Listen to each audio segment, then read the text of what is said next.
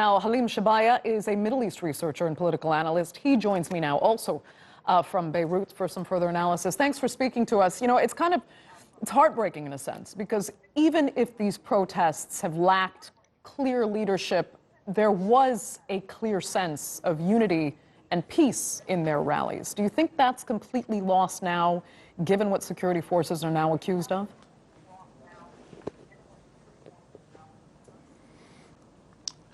Good morning.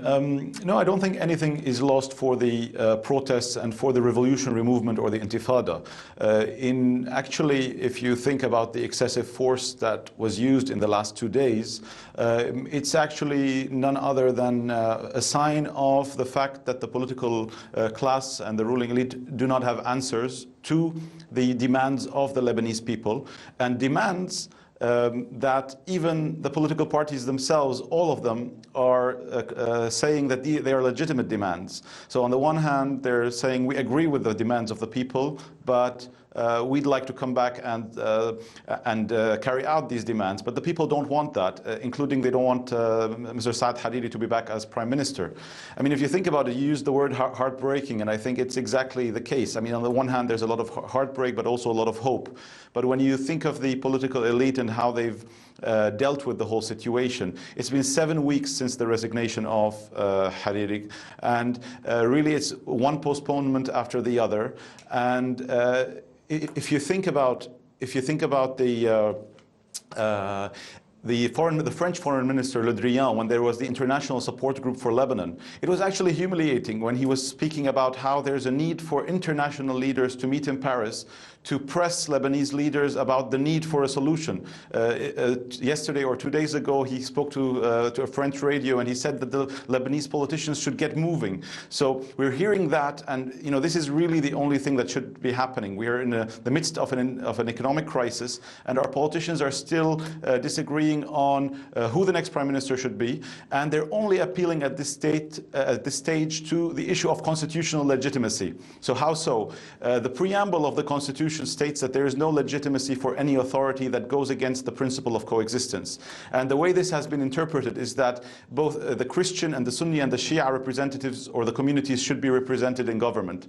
So Mr. Saad Hariri's name came back to the forefront precisely by having the Sunni community in Lebanon come together and say he is our favorite candidate. So now the problem that he faced today, and he's going to face in the coming days, is that none of the Christian parties have agreed to participate in his government, and each of these parties for different reasons. They're not in unity against him. So we're really seeing a complete state of moral and political bankruptcy, and represented in none other than the scenes of violent attacks on peaceful protesters. Right. You know, it's so interesting, Halim, because the very reasons why the protesters are on the streets today are what exactly the problem is right now. This political elite that does still effectively hold power, for lack of anyone else to fill the void, not being able to get any work done. So they can't appoint a new prime minister or any kind of leadership that would be satisfactory, because they're basically still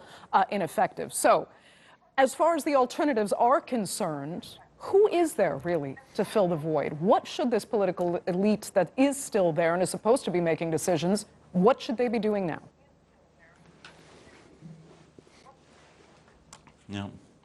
So I refuse to believe that there is nobody in the Lebanese community who is able to take on the role of prime minister other than Mr. Saad al-Hariri. Now, there was a name. I'm not going to go into the names, but there's, for example, one name of Mr. Nawaf Salam, who was the former ambassador to the UN.